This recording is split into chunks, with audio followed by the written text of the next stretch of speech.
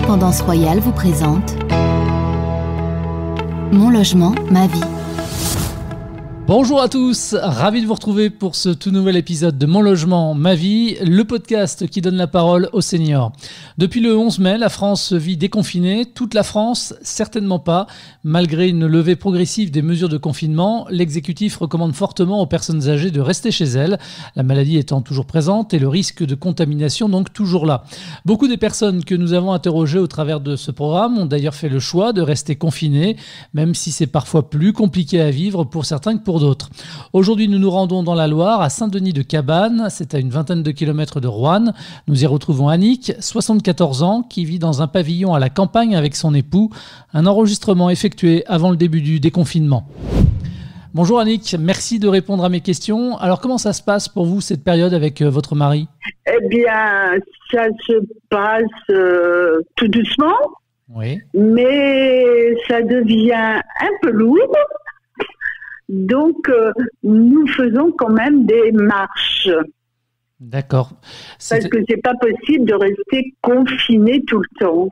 24 heures sur 24, c'est trop long. Ah non, c'est pas possible. Mais comme nous sommes dans une maison avec du terrain autour, donc on peut quand même un peu marcher. Mais ensuite, comme on se trouve à la campagne, donc il y a du bois, il y a des chemins.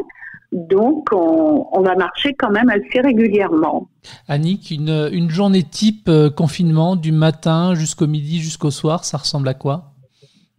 C'est un peu lourd, confinement. C'est un grand mot, hein. Oui. Un grand mot. Disons comme le matin, c'est ménage, c'est voilà. Et puis l'après-midi, eh bien, je vous dis, on va de temps en temps, enfin une fois sur deux, marcher dans les chemins pendant une bonne heure. Et quand vous ne marchez pas, qu'est-ce que vous faites comme loisir, télévision, lecture ? On fait, oui, ou alors ordinateur, ou je téléphone, voilà. On se contacte par téléphone, voilà. Oui, pour communiquer avec vos proches, la famille, vous passez par téléphone. Téléphone ou par la cam, autrement c'est pas possible. Ne pas voir les gens, c'est horrible. Et vous communiquez avec eux régulièrement ? Très souvent. Ce sont eux qui vous appellent, c'est vous qui les appelez ? Ça dépend, c'est irrégulier. Soit j'appelle, soit tout dépend comment ils travaillent, tout dépend, voilà.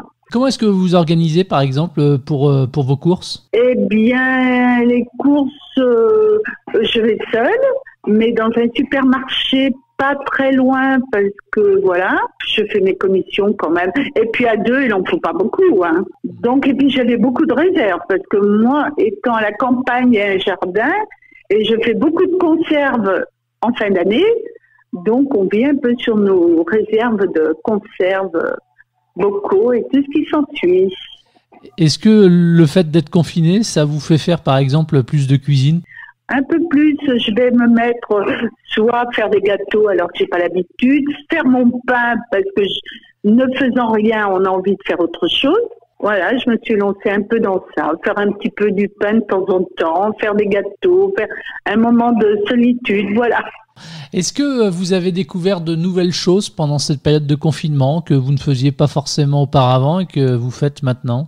Pas plus, non. Je dirais même que des fois, ça fait déprimant. Donc, on n'a plus le goût de faire grand-chose. Justement, qu'est-ce qui est finalement pour vous le plus compliqué pendant cette période de confinement ? L'absence des proches, j'imagine. C'est surtout ça qui est encore le plus lourd, hein. Vous avez des enfants, des petits-enfants ? On a des enfants, la fille est du côté de Lyon, avec 2 enfants, mais qui sont déjà très grands. Et puis un autre à côté d'Annecy, et donc on ne peut pas voir le petit. C'est ça qui est lourd. Alors on l'a souvent en visu, par Internet, heureusement d'ailleurs. Ouais, heureusement qu'il y a ça, même si ça ne remplace pas évidemment le contact réel. Oui, mais c'est vrai que c'est très très lourd, c'est très dur.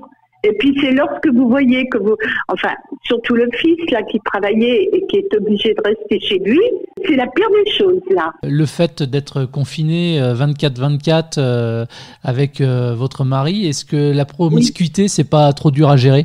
Pas spécialement, non. Bon, tant mieux, chacun a aussi sa petite vie. D'accord, chacun a ses occupations. Il fait quoi, lui, votre mari, pour s'occuper? Bien, il a le jardin, il a la télé.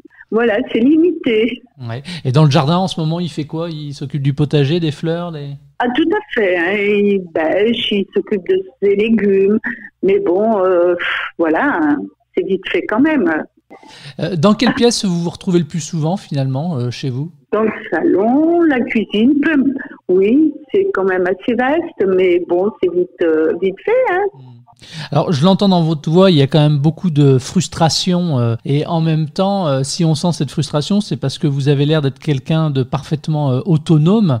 Et du coup, malgré tout, dans cette période de confinement, d'après vous, est-ce que c'est important justement d'avoir son autonomie pour rester chez soi et pas être dans un établissement, par exemple, spécialisé? Ah ben ça, je n'accepterais pas. Hein. Dans un endroit spécialisé, non, parce qu'on a trop l'habitude d'aller marcher, d'être indépendant. Voilà. Ah non, ce qui est très dur, c'est ne pas pouvoir sortir comme on veut. C'est surtout la chose là, ne pas sortir comme on veut. On a l'impression d'être rentré en maison de retraite. Voilà le mot. Vous y pensez donc à l'après-confinement? Ah oui, oh là là, oui. Et une fois, entre guillemets, j'emploie les guillemets avec usage, hein, mais une fois que vous serez libéré, entre guillemets, vous savez ce que vous referez en premier? Eh ben, je pense que nous irons marcher et retrouver au moins notre beau-frère et notre belle-sœur avec qui on avait l'habitude de marcher énormément, et puis de marcher en partant du matin avec notre casse-croûte et en restant un peu éloigné. Mais je pense que c'est la première chose qu'on va faire parce que ça nous manque énormément. Vous sortirez, j'imagine, équipé de masques? Ben, s'il le faut, oui. Oui, parce que si on rencontre du monde, oui. Vous en avez? J'en ai fait, mais bon, le met plus ou moins. Comment est-ce que vous avez fait pour en faire? Ben avec du tissu que j'ai à la maison, des vieux torchons, j'en ai fait, j'en ai envoyé au fils parce que il n'en avait pas. On se débrouille par vos propres moyens. Vous avez fait de la couture? Ah bah oui, parce qu'autrefois je cousais, alors donc voilà. Et puis c'est bien, vous avez envoyé ça à votre fils, vous me disiez, donc du coup, il y a quand même un gros sentiment d'utilité là pour le coup. Tout à fait. Hein. Ah oui, mais un peu découragé. Oui, je vous sens, hein, on sent que vous en avez ras-le-bol là. Plus que ras-le-bol, c'est vrai qu'il y a des moments où on baisse les bras. Qu'est-ce qu'on pourrait vous souhaiter maintenant? Qu'est-ce que vous attendez? Qu'est-ce qu'on peut vous souhaiter de beau?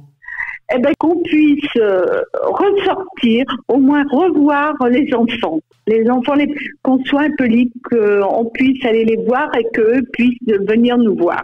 Voilà. Eh bien, c'est évidemment tout le mal que je vous souhaite, Annick. C'est la fin de cet épisode. Merci de nous avoir suivis. Merci à vous de votre fidélité à ce podcast. Si vous souhaitez réagir, vous pouvez le faire en nous laissant vos commentaires, remarques, suggestions ou témoignages par le biais des réseaux sociaux. Comme pour chaque épisode, vous pouvez le retrouver dans son intégralité sur le site internet independanceroyale.com, mais aussi sur toutes les plateformes d'écoute et de téléchargement de podcasts. Prenez bien soin de vous et à très vite. Mon logement ma vie vous a été présenté par Indépendance Royale, le numéro 1 du maintien à domicile des seniors.